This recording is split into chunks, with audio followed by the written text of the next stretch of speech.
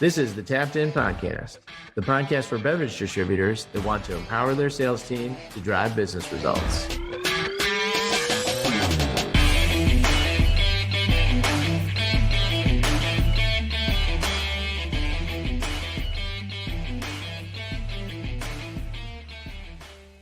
Listen up and welcome back to another episode of the Tapped In Sales Podcast. The birds are chirping, the boys are outside, summer is officially upon us, and hopefully beer sales are doing good. Boys, we are here, we are new, we are in a new spot for your podcast for beer distributors, by beer distributors. Ross, are you outside? It looks like you are actually outside behind a beautiful background. And if I stay like this, I'm going to get tan on one side of the face. It's a look that I'm bringing in. It's a look.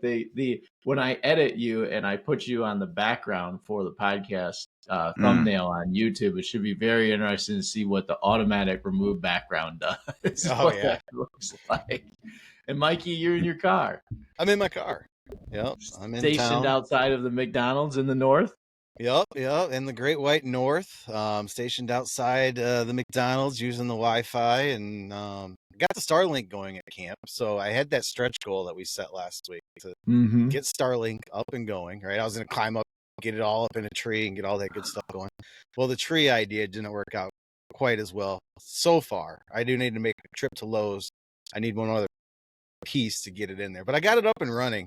But I came to town anyways, just because we're supposed to get some bad weather today, and I didn't want to be in the woods under a tent, with torrential downpours and gusty winds while we're trying to record this podcast and do some other work. That would have been very. I feel like it's always one more piece from Lowe's or Home Depot. It's always one more. Yeah, I mean, if I have a project going, I am at Lowe's at least 3 times a day, because you can't get everything, because then you get back and you're like, oh man, I need this too. And Mike's like Ron Swanson from Lowe's. I don't need your help. I know more than you. Yeah, they don't know anything. Looking for stuff. Oh, I love it. Well, today we were going to get into some little bit about the background and some news, big news on the THC front. We remember Mike talking about, and Ross from a few episodes back, talking about THC drinks, Delta 9 drinks inside of California, where they were banned, and they are out, and they are still out. But then there was a fairly large bill in Texas that came to reshape that outcome in an attempted ban as well. And Abbott vetoed it. So go back to the drawing board, work with distributors, work with the manufacturers, create a regulation structure. So that is a big change of pace from what the legislators wanted to have happen inside of Texas. And I don't know if this is 100% right, but my vibes is that because Texas is a part-time legislators, they're not full-time. I think this was done at his request, at Abbott's request, and then he's changed his mind and has vetoed this bill. It was a big change of pace. Yeah, for sure. And it's big. I mean, it's massive for beer distributors, right? We want to see that regulation. We want to see it put into the 3-tier system because we want our hands on it. But not only just do we want our hands on it for the piece of the pie, but it needs to be regulated. And there's really no better system than the 3-tier system, with folks that have been doing it for, centuries. So, yeah, I mean, that's my take on it. And it's massive. It's the first red state, right? That a governor said, we don't want to ban it, but we want to regulate it. So I think that's pretty massive. That's a big move too. It's just a huge volumetric state too. It's a big state in the country, a big deal. Ross, how about you? Yeah, so I was going to say, I mean, the world's changed. It's Texas and California by themselves would be like top 10 economies in the world. And it's the law of the land is so goes Texas and California, so goes the rest, right? I mean, those are kind of the anchor states in terms of population density, in terms of economic weight. I mean, yeah, New York's big, it's a big city, and DC is important, but economically, those 2 states kind of rule the roost. Maybe Florida kind of a third. It's funny you bring that up because I was talking to a state association executive from the Southeast, And he was asking viewpoints. We were just talking about they're working on outlining some legislation in their state as well. It will remain nameless on the podcast to protect anonymity here because they're just developing their legislation. But his take was if Texas does go through with the ban, and this was pre-veto news, but his take was really interesting. It vibes with your concept there, Ross, is that California's already banned it, and Abbott signs a law, or if he hadn't done anything, it would automatically become law and legislation of the law of the land.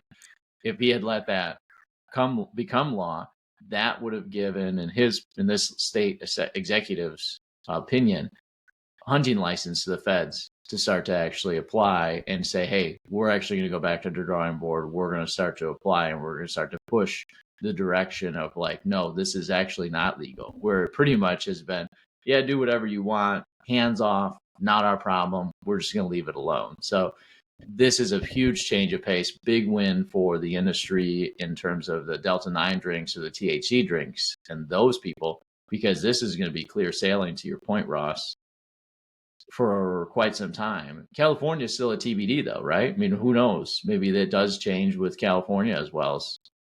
Yeah, this is definitely more than just a Texas story. It's a blueprint, right? Other states are watching to see what happens when you don't ban Delta 8 and Delta 9. Instead, you regulate them and put them in the distributor network. So I think all eyes are on this right now to see how this all shapes out. And distributors should be lining up to be part of that system, in my opinion. I mean, watching this go down and see how this all shapes out. I mean, eyeballing, if you don't already have a couple THC or Delta 9 suppliers in mind, maybe you're already doing some research and being ready to pull the trigger when the time comes. Yeah. Ross, do you think California wasn't a surprise? I mean, there's a lot of larger history in California there, and there's a lot of money there too. I mean, there's people that have economic interests in keeping it illegal. Wouldn't you say? Yeah, for absolutely. sure. If you follow the money. Yeah, if you're big weed and you're big cannabis, you're classic. Either you've got a lot invested in the dispensaries, you got a lot invested in legal production. Heck, even if you're the cartel and you're an illicit, you're in the black market business, like you got no interest in having any of this market come to life where it's more freely, widely available in lower doses in a platform, being a beverage that is more consumable, and you can have people drinking it where they don't have to smoke it. It doesn't have the same smell. It doesn't have the same stigma as smoking it as well. And we've had Ian Dominguez. So wait a second, bud. Are you saying that the first and foremost are not trying to protect the consumer? No, never. This is all about money. No, yeah, this is all about money. Why are we going to dig into I thought their job was to protect us. No, it's all about money. And like you've got California has the largest, most legacy economic setup for medical and recreational marijuana. And it's the most rooted, platform out there in the whole country. Like they got that network of people has no interest in having this change or having their product somewhere else other than not a surprise in California, but Texas is a surprise, right? I think it is. I thought he was going to ban it. I thought he was going to stay committed to the ban and was going to stay focused on the ban. And it made sense to me that was the direction he was going.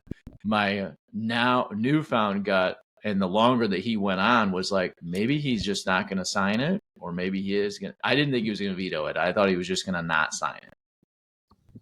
Because then not signing it, the political sphere is like, oh, I didn't sign it. This is a legislator problem. If you're not happy with it, get mad at them. Don't get mad at me. I didn't sign this.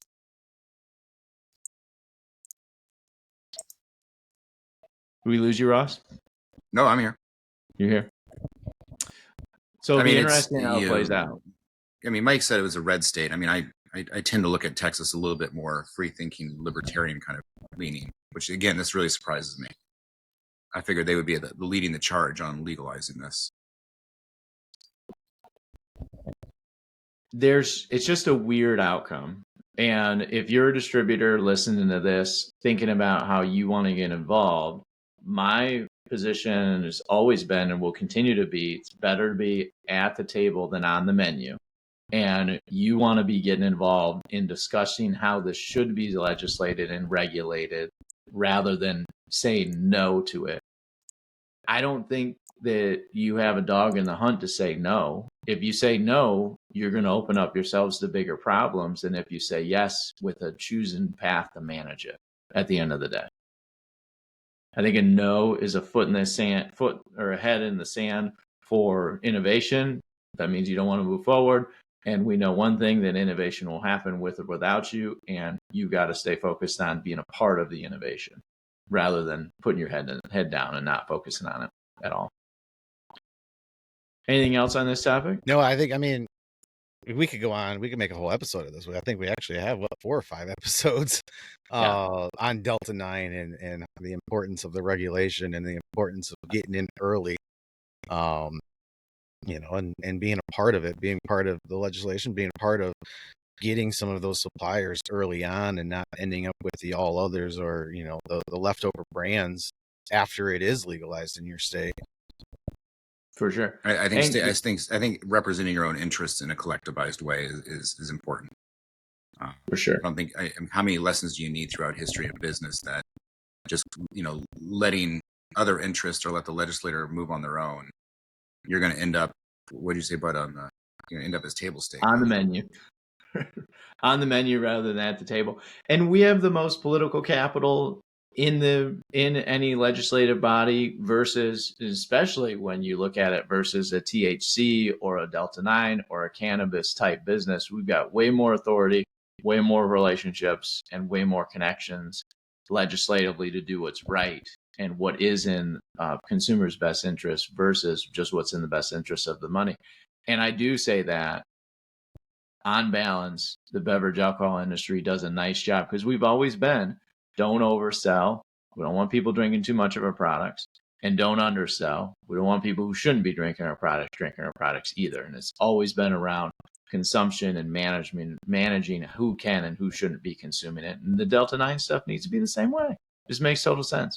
Yeah, and I feel like distributors are lined up perfectly with training, right, for all the legislation that comes out and keeping the reps up to date with all the training and legalities. We already do it with the alcohol industry.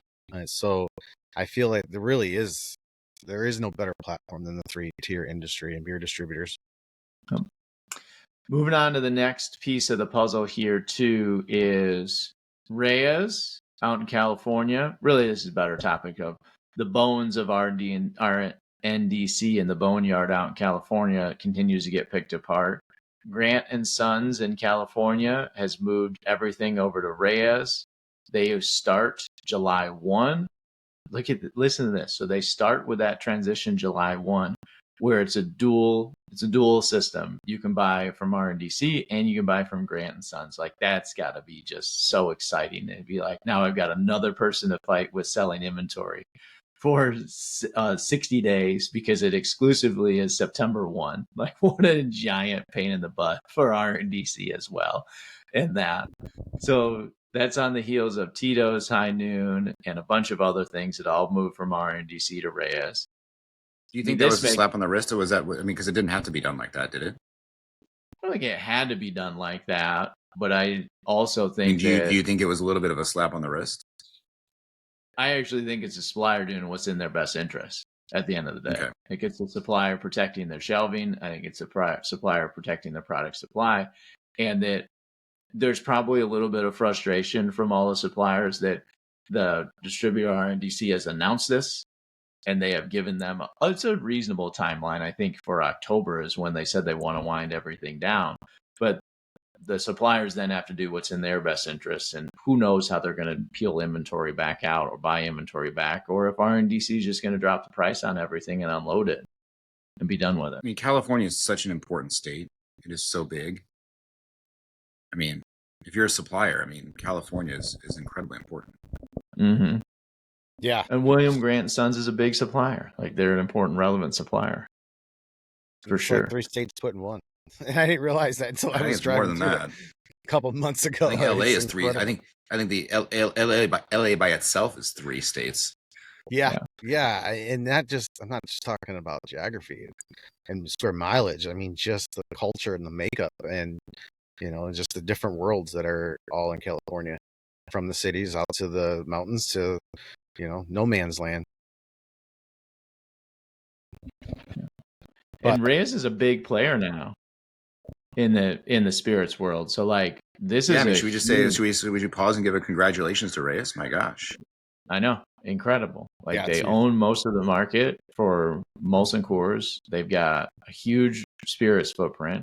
What they've done in a short time is just massive in that market for sure. The other shakeup too is not to be, exclusively Reyes is not the only option. You also have California Beverage Solutions, which is a collection of Anheuser-Busch wholesalers, and Suncoast, which is the new hand family operation down in the San Diego area. They picked up Petco Brands, which is those folks own Big Sips, Mikey. That's one of the brands that we know well. Yeah, and Big Sips is doing really well. Cutting into some of those incremental buys and that incremental space. You see Buzzball everywhere, and you're really starting to see Big Sips everywhere. And innovation is right there. I mean, with those jugs, we joked about those jugs, but those jugs I think are going to be pretty good for them. So yeah, pretty good supplier for sure. Huge, great supplier, good ad. That'll start August 1, so they got a month to get that set up, but about 30 days to get that all up and running for sure.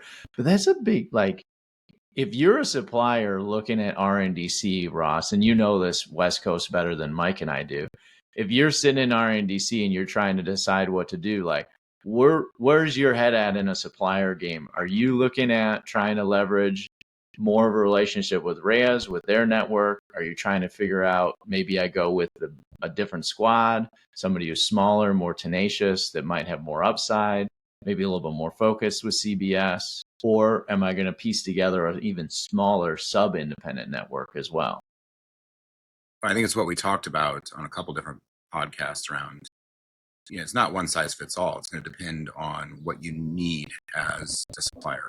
And it's a good chance to potentially get out of a large portfolio that you get lost in and find yourself into something a little bit more boutique, a little bit more brand building. Or you chain driven and you just want somebody that can block and tackle.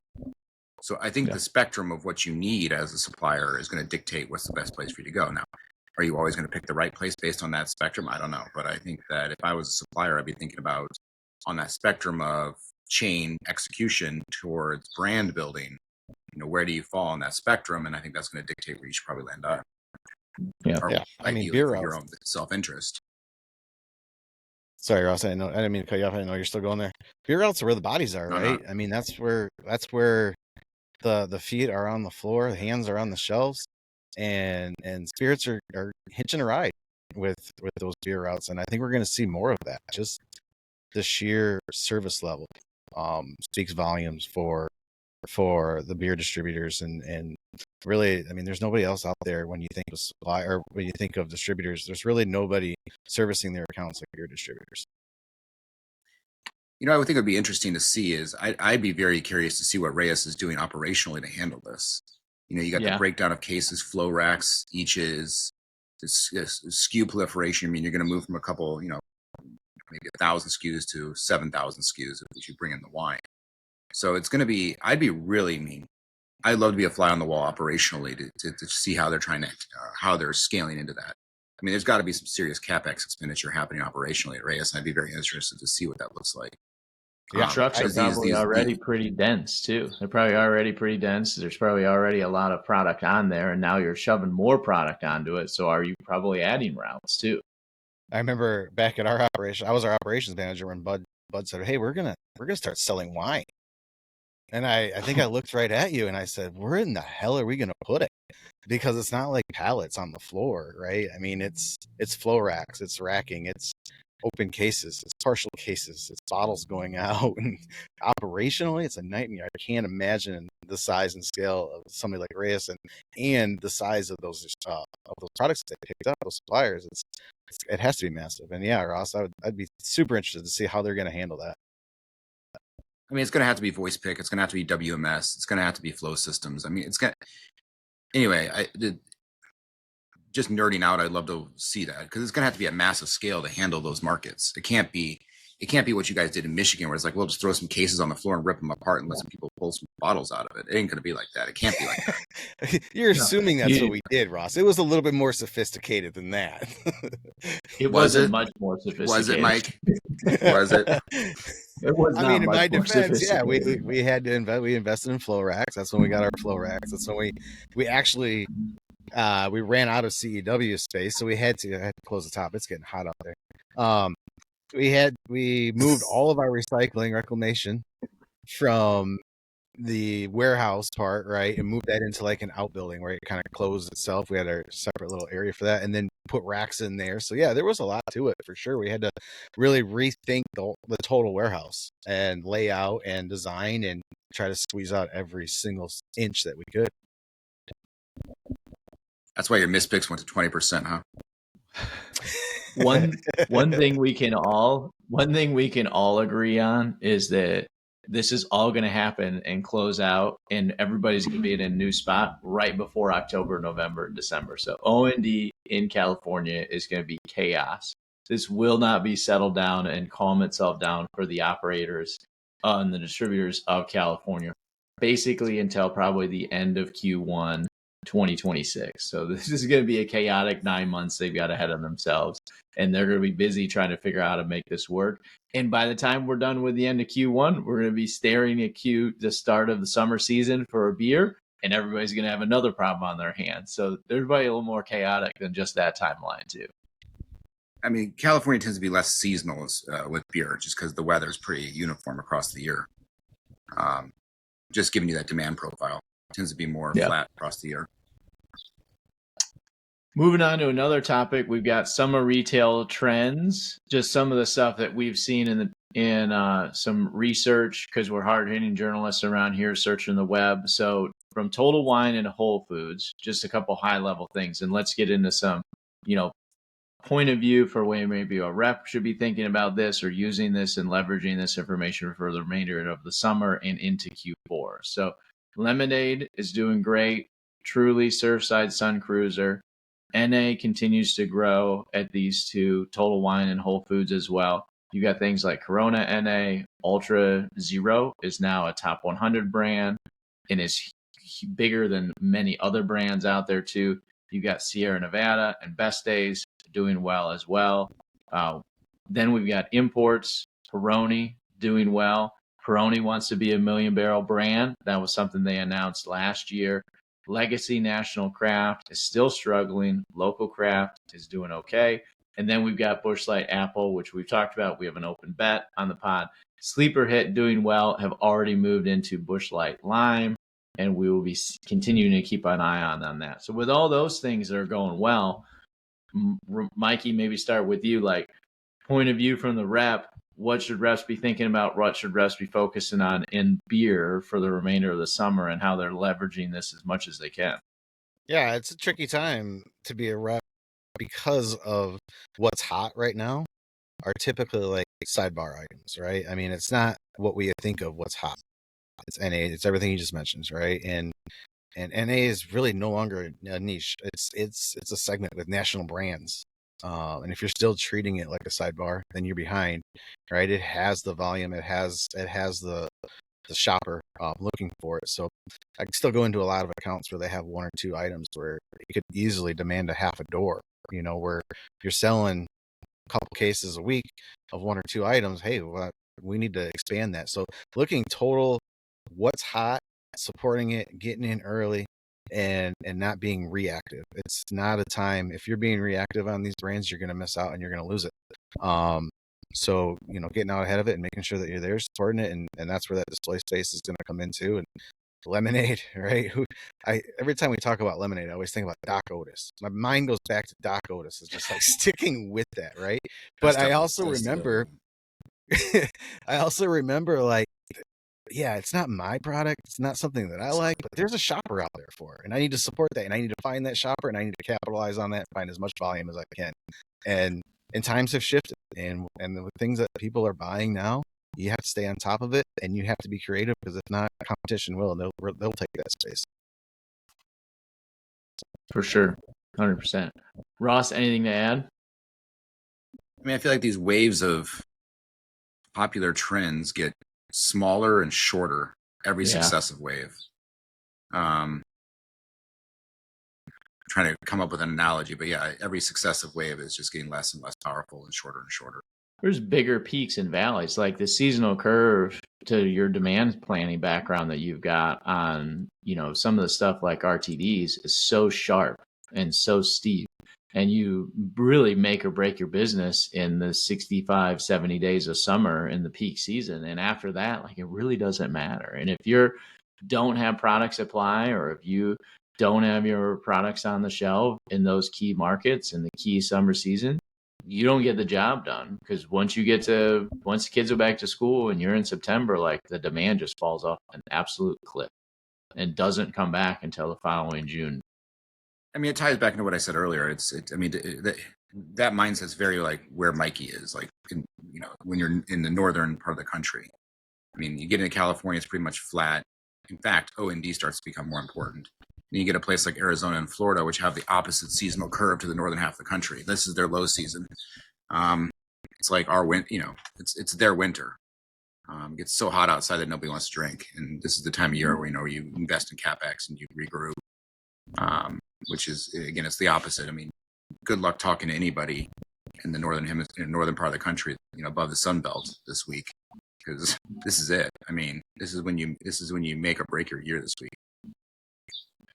One of the things that I would be focusing on as a rep is getting prepped now. I'd be spending the later part of July and August, because on-premise season has become busy again in short order. You get about 70 days before football starts and before we start getting into college football and pro football. And on-premise starts to be a little more relevant in that late Q3, Q4 period.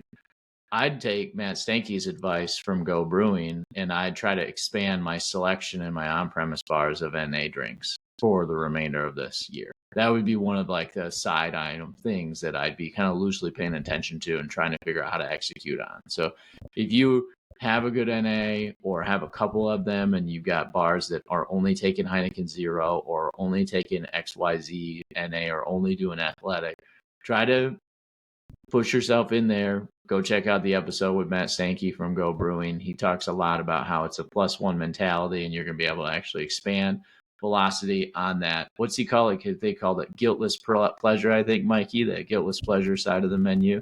Yep. And that we're able to actually, have more options and get more velocity by having a little more choice. Maybe not, 15 choices, but probably more than one and less than 5. Yeah. And it's time to educate the buyer or the manager too on some of those segments, especially NA, where, maybe we all know the old school bar or restaurant manager that's like, who's coming in here to drink a non-alcoholic beer?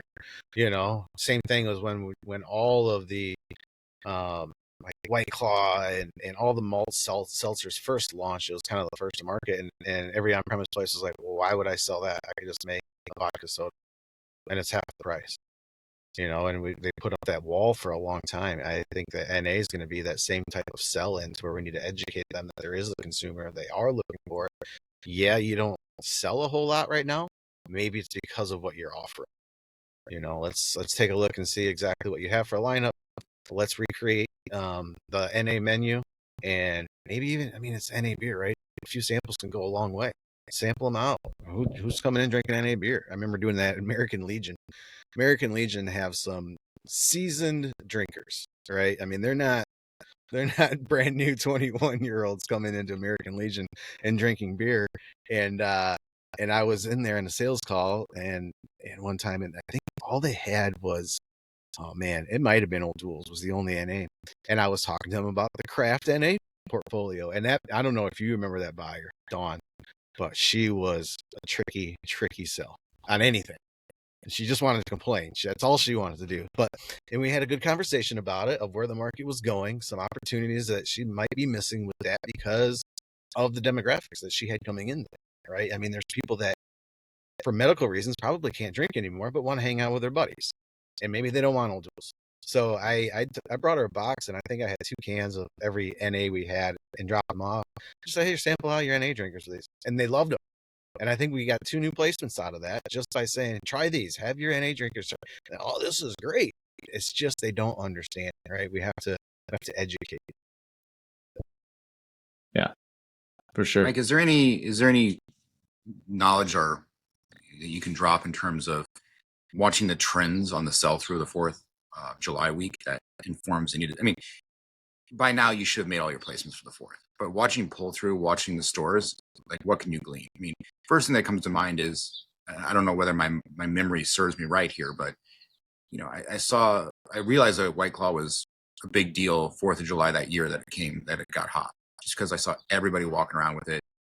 Every can that's crushed on the ground, discarded, was a freaking White Claw can. I'm like, oh shit, this is more than just something. This is a trend and a lifestyle brand. Mm-hmm. There's ain't no law when you're on the claw. Yeah. Yeah. I was talking with somebody this week when I think we were doing goals or setting goals, or maybe it was just a catch-up meeting, but we were talking about the boom of the hard teas, right? Pick your brand, pick your supplier, but the boom of the hard teas. And obviously we're seeing the vodka base accelerate faster than the malt base, except for twisted tea, right? But still, there's that huge consumer out there, and I'm like, well, this reminds me of when seltzers launched, and why aren't people just putting vodka in their tea? Why do they not go to a bar and just order vodka and tea, right? And I think it's just they want that can, and they want it consistent, and they want it to taste the same every single place they go, which is a great sell-in too. And Ross, to your point, I mean, yeah, the teas and the seltzers, huge seasonality. Warmer it gets. We talked about this when it's too hot to drink beer, which most of the country saw last week, especially in Michigan, and it was too hot to drink beer. I mean, 90 heat index of like 104, and the last thing I wanted was a cold beer because it was going to be warm in 3 minutes. But I found myself drinking seltzers, and I'm not really a seltzer person, right? But I pour a seltzer over ice in a Yeti, and it's perfect.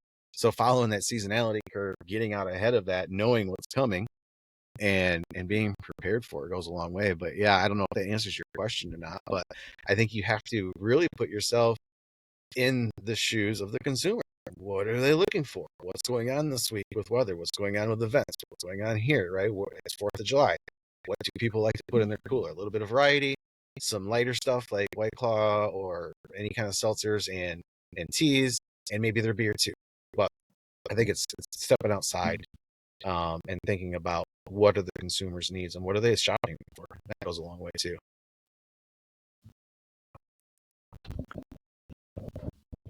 So another question I've got for you guys, kind of off the beaten path from our outline, is we're wrapped up goal setting with our clients for the month of June and into July now. Read on the market, any insights that you care to share? Yeah. You want to go first, Mike, or you want me to go? Yeah, I'll start and then we'll kick it over to you. Is that cool? I think that it works for me. It takes the pressure off. I think the makeup of the calendar days for June and July this year really dictated what the books look like, the overall trends look like, because we stole a build day from July this year, which is actually today when we're recording this, the 30th of June. This Monday and build week for 4th of July fell last year. It fell in July. So we stole a day. So that makes June look a little bit bigger. I've had some clients that realize that, and they also really built their goals in to make sure that the team got out there and got after it in June to be in a better situation come this week, to where they weren't killing their drivers and they weren't overstocking everything. So, and then they lightened up. So I think for some of my clients, the forecast for July looks a little bit lighter than it probably actually is, because they went after the build in earlier in June. We stole that day from the build week in June. But I mean, from an overall volume perspective, I still think that we're still looking for that light at the end of the tunnel. The Q1 hole that we dug, continue to dig a little bit through Q2, maybe leveling off in June a little bit. But I think that the climb out is still, you can probably see it, but I think it's still some work to do for sure. Ross, what are you seeing? Similar. I mean, I think if I were to make a generalization, I would say the goals are slightly softer for the month of July. I think there was some optimism in June, and I think that optimism has faded into a understanding or realization that what happened in Q1, though it's not going to be as bad as that, knock on wood, will continue to be softer than I think the hope. Ideally, I think the goal now is to get slightly up year over year in GP, and just accept the fact that, you know, being down 5% in volume is actually probably pretty good. Now, our clients aren't uniform. There's some that are newer clients that are doing better than that. But I think that's, you know, up a few points in GP and down in volume is probably a good year, at least year to date. For sure. You know, the other thing too is I would have some optimism around. I think people have probably set slightly harder goals in June out of optimism, and I think they're setting them a little soft in July. They might get a vertical surprise here. I think the weather has been pretty shitty for most of the country. I'm the last person that likes to put things on weather, but you know, here's hoping. But I think that I think we're setting ourselves up maybe for a decent surprise in July. And as I say to a lot of customers or clients, that and again, we're talking north of the Sun Belt, this is the time to make the year. You know, you're up 5 points in July. Who cares about Q1? Right? This is it. Yeah. So we'll see. Weather for much of the U.S. does look pretty good for the most part. Maybe a little bit of rain in the south earlier in the week, maybe a little bit of rain middle of the week in the northeast. But I mean, it's gonna be nice where we're at. It's gonna be nice where you're at too, Ross. It looks like. Yeah, I mean, it's the Oregon coast. It's always kind of the same here. It's always kind of the same. I think the 4th falling on a Friday is going to help too. Probably see a lot more people carrying it through the weekend, whatever their celebrations may be. If they're staying home, continuing to celebrate through the whole weekend. If they're going out of town or on vacation or camping or something like that, continuing that all the way through the weekend, which will be good for consumption as well. I might have a couple. I've always thought Fridays are way better. Yeah, Friday holidays are way better than any other holiday. And like a Thursday or a Wednesday or like Tuesday might be the worst. Wednesday's probably a little bit better. Thursday's a little bit better. Yeah, we used to get excited about a Thursday, thinking that people would. And hopefully there's some pent up demand. Yeah. Yeah. I'll help the cause a little bit. I'll have a couple this weekend. I'm gonna help the cause a little bit too. I made a plan to smoke a brisket, already starting to thaw it out and get ready to go. So we'll be doing. The Dunn household will have 13-pound brisket on their hand. Heck yeah, man. That's awesome. I'm feeling a little bit. I was drinking some limoncello spritzes last night, getting ready for the trip. So, you know, yeah, sure I'm ready. Getting ready for the trip. Get yourself warmed up. My neighbors just got back and they said, they suffered from limoncello poisoning, and I said, "What do you mean you got drunk?" He's like, "Yeah." Limoncello poisoning. I need to train to make sure I've got some tolerance against this limoncello poisoning or this lemon poisoning situation. Yeah. It can be a tough life to get the limoncello poisoning for sure. For sure. I love it. Well, a little light news centric episode, crew. Will we be back next week with more of your hard hitting topics around what we do every day in the beverage industry? If you got things you'd like to learn and you want questions answered, hit us up at info@vxptech.com. That's info@vxptech.com. And until we chat again, Mikey and Ross, y'all rock and cheers. Cheers.